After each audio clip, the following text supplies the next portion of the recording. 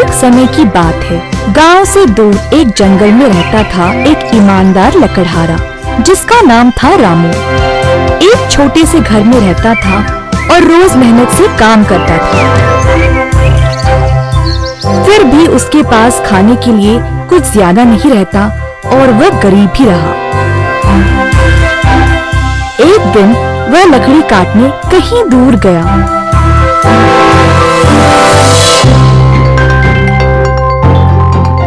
एक बड़ा सा अच्छा पेड़ की खोज में वह काफी दूर तक चला।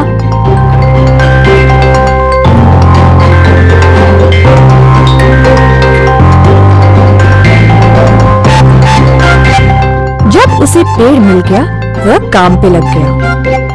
कुछ समय बाद लकड़ी काटने के समय लकड़हारा के हाथ से कुल्हाड़ी फिसल के नदी में गिर गई।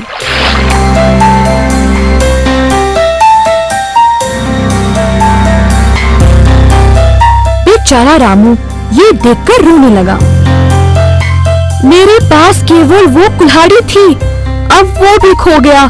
अब मैं अपनी रोजी रोटी कैसे कमाऊं? रामू उदास बैठा था और अचानक से उसे कुछ सुनाई दिया। मुड़ के देखने पर नदी के अंदर से एक देवी माँ प्रवेश हुई। मैं इस नदी की देवी हूँ। विश्राम करते समय कोई कुल्हाड़ी मेरे पास गिरी। कहाँ से गिरी ये देखने जब ऊपर तक आई तो तुम्हें रोते हुए देखा। क्या हुआ तुम्हें? रामू ने अपने आंसू पोंछा और कहा, देवी माँ, जो कुल्हाड़ी गिरी थी वो मेरी ही है। मैं एक गरीब आदमी हूँ, लकड़ी काट के पैसे कमाता हूँ। मेरी कुल्हाड़ी फिसल के नदी में गिर गई और अब मेरे पास रोजी रोटी कमाने का और कोई रास्ता नहीं है।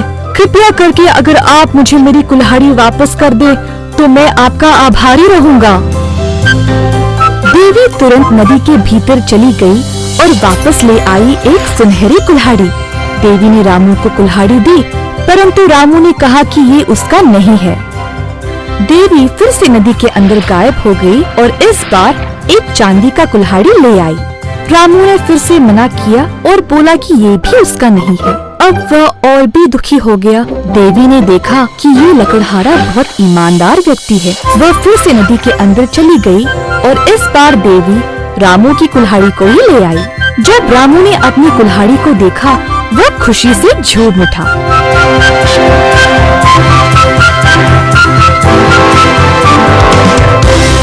उसने देवी माँ का बहुत बहुत धन्यवाद किया।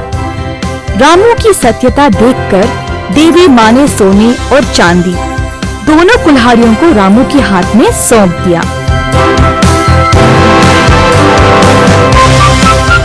लकड़हारा तीनों कुल्हाड़ियों को खुशी खुशी अपने साथ घर ले गया।